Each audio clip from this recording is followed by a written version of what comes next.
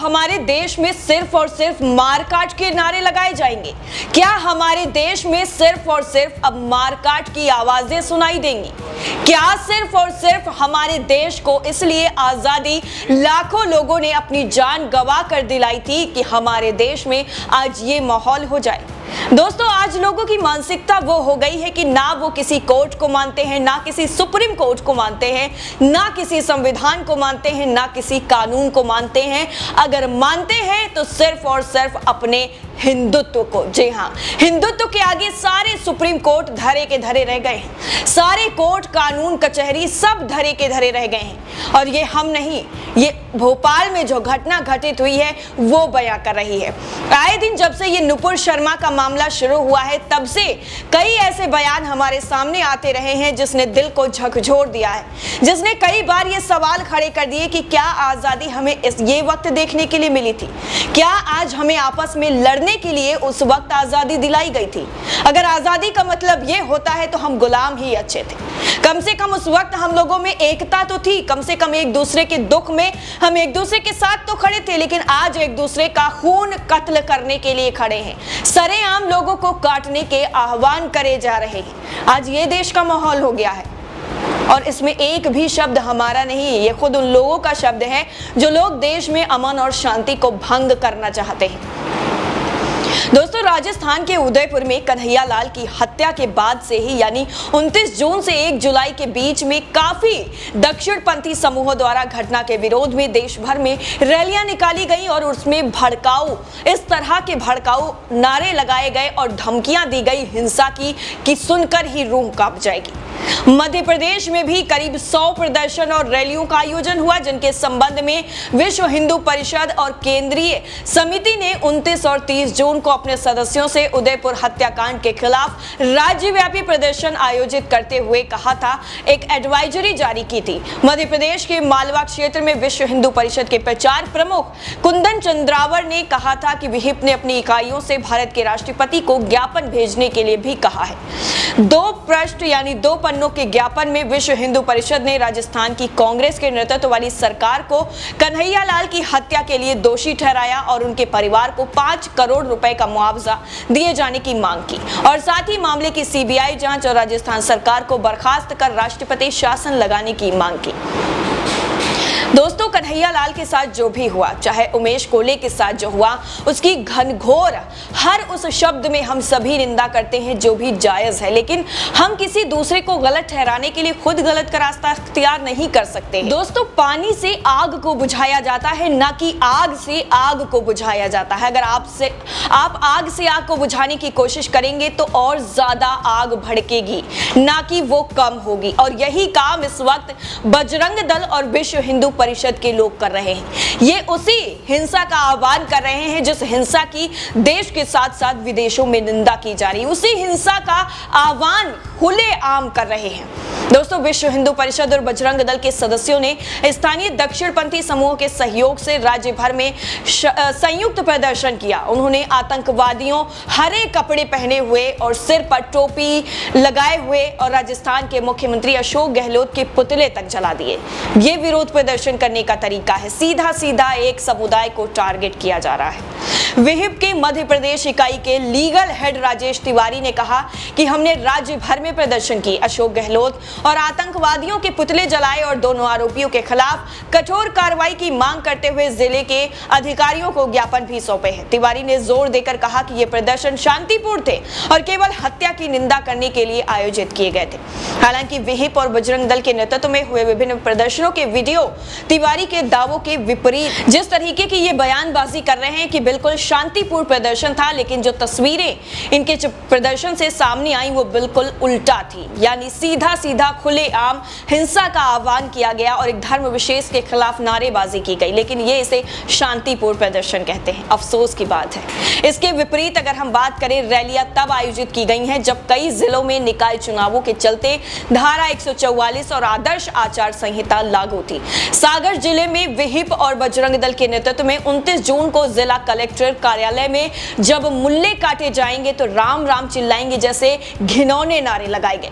प्रदर्शन के एक वीडियो में विश्व हिंदू महासभा के कपिल स्वामी को यह कहते हुए सुना जा सकता था कि अगर आधे हिंदू 40 करोड़ सड़कों पर उतर आए तो उस दिन ये देश हिंदू राष्ट्र घोषित हो जाएगा। अब आपकी लड़ाई सिर्फ और सिर्फ हिंदू राष्ट्र घोषित करने के लिए है या दूसरी कौम को खत्म करने के लिए है? पहले आप ये डिसाइड कर लीजिए कि आप करना क्या चाहते हैं। आप देश में अमन चैन जो बना हुआ है उसको बिल्कुल खत्म कर देना चाहते हैं।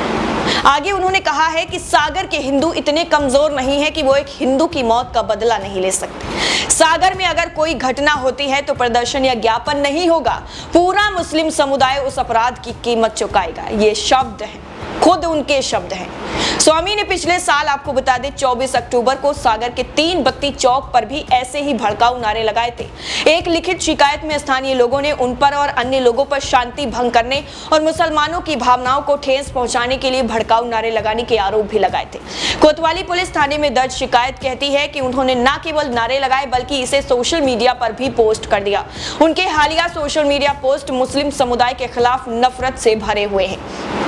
इसके बावजूद भी उनके खिलाफ कोई कार्रवाई नहीं हुई क्योंकि सत्ता में बैठी सरकार बाबाओं की है। जैसे ही प्रदर्शन का वीडियो वायरल हुआ, सागर पुलिस ने गोपालगंज थाने में भारतीय दंड संहिता आईपीसी की धारा 188 यानी लोक सेवक द्वारा जारी आदेश की अवज्ञा और 295 यानी धार्मिक भावनाओं को ठेस पहुंचाने के इरादे से किया गया जानबूझकर और दुर्भावनापूर्ण कृत्य के तहत 4 नामजद और अन्य लोगों के खिलाफ एफआईआर दर्ज कर ली। इसकी पुष्टि करते हुए गोपालगंज नगर निरीक्षक कमल सिंह ने बताया है, वीडियो में वो एक विशेष समुदाय को धमकी दे रहे थे और धारा 144 लागू होने के बावजूद भी बिना अनुमति के रैली की गई थी। आगे उन्होंने कहा कि जांच जारी है और आरोपी अभी भी फरार है। इसी तरह खंडवा जिले में भी, जहां घंटा घर के पास मंगलवार दोपहर को विहिप के सदस्यों ने जमकर प्रदर्शन किया, जिहादियों की कब्र खुदेगी खंडवा की धरती पर जैसे अफसोसजनक नारे लगाए। इंदौर में बजरंग दल के राजेश बिजवे ने 30 जून को मालवा मिल स्क्वायर पर आयोजित एक प्रदर्शन के दौरान कथित तौर पर लोगों को उकसाया। मीडिया से बात करते हुए उन्होंने अल्पसंख्यक समुदाय को सबक सिखाने के लिए 2002 दोहराने की चेतावनी तक दे डाली। 2002 दोहराने से उनका आशय गुजरात के जो मुस्लिम विरोधी दंगे थे उनसे था। आगे उन्होंने कहा कि जो भी नुपुर शर्मा ने कहा वो सही है और हम बजरंग दल वाले इसके साथ खड़े हैं। हिंदुओं के लिए सड़कों पर उतरने और बदला लेने का समय आ गया है। आदिवासी बहुल मंडला जिले में विहिप के अवधेश प्रताप ने भी ऐसे ही भड़काऊ बयान दिए। पत्रकारों से बात करते हुए उन्होंने कहा कि विहिप और बजरंग दल अब पुतले नहीं जलाएंगे बल्कि सिर काटकर उदयपुर जैसी घटनाओं का बदला लेंगे। ऐसे ही नारेबाजी और धमकियां कथित तौर पर राजगढ़ और अन्य जिलों में भी देखने को मिली है। विहिप की मध्य प्रदेश इकाई के लीगल हेड राजेश तिवारी ने दबायर को बताया है कि उन्हें किसी भी भड़काऊ नारे या हिंसा के आह्वान की जानकारी नहीं है और न ही उन्हें सागर में 4 दक्षिणपंथी लोगों के खिलाफ एफआईआर दर्ज होने का पता है। वहीं कांग्रेस प्रवक्ता के मिश्रा ने दवायर से बात करते हुए कहा है कि लोगों को जिला प्रशासन की अनुमति से प्रदर्शन करने का अधिकार है और कन्हैया लाल की हत्या की निंदा करने का भी अधिकार है, लेकिन इस तरह से भड़काऊ बयानबाजी करने का कोई अधिकार नहीं।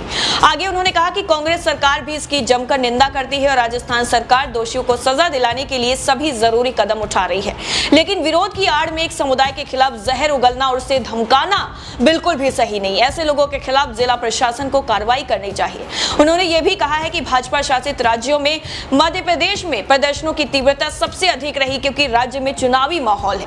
आगे उन्होंने कहा कि मध्य प्रदेश में पंचायत चुनाव चल रहे हैं और राज्य में अगले साल विधानसभा चुनाव होने हैं। प्रदर्शन मतदाताओं का ध्रुवीकरण करने के लिए हुए हैं। बार बार प्रयास करने के बावजूद मध्य प्रदेश पुलिस के अतिरिक्त महानिदेशक साजिद फरीद शापू से बात नहीं हो पाई। आपको बता दें कि कन्हैयालाल की हत्या की खबर के कुछ घंटों बाद ही मध्य प्रदेश के गृह मंत्री नरोत्तम मिश्रा ने ट्विटर पर एक वीडियो जारी करते हुए कहा था कि मैंने वीडियो देखा, ये भयावह है। मैंने पुलिस महानिदेशक से नजर रखने को कहा है, लेकिन मध्य प्रदेश में ऐसा कोई मसला नहीं, राज्य में शांति है। जिसके बाद मिश्रा ने राजस्थान की कांग्रेस सरकार पर राज्य का तालिबानीकरण होने देने का आरोप लगाया था। उन्होंने कहा था कि आतंकवादियों का मनोबल ऊंचा है। दोस्तों, जिस तरह से ये लगातार अब धमकियों पर धमकियां दी जा रही हैं, खुलेआम सिर काटेंगे, ये करेंगे, फलाना ढिमकाना करेंगे, ये सारी बातें बोली जा रही हैं, इससे अब जो स्थिति है वो चिंताजनक से और ज्यादा ऊपर हो गई है। यानी पानी अब खतरे के निशान से और ज्यादा ऊपर हो गया है। अगर अब भी इस पर सरकार, केंद्र सरकार और इसके साथ साथ सुप्रीम कोर्ट ने स्वतः ही संज्ञान नहीं लिया तो ये और आग बढ़ सकती है और ये लोग सिर्फ आग में घी डालने का काम कर रहे हैं, आग को बुझाने का काम नहीं कर रहे हैं। इस पर केंद्र सरकार को और सुप्रीम कोर्ट को खुद ही संज्ञान लेना पड़ेगा ताकि इन लोगों को जेल की सलाखों के पीछे पहुंचा बचाया जा सके और किसी की हिम्मत ना हो दोबारा से इस तरह की भड़काऊ नारेबाजी किसी भी समुदाय के खिलाफ करने की। इस पूरी रिपोर्ट को लेकर आपकी राय क्या है, कमेंट सेक्शन में जरूर बताइए। जय हिंद।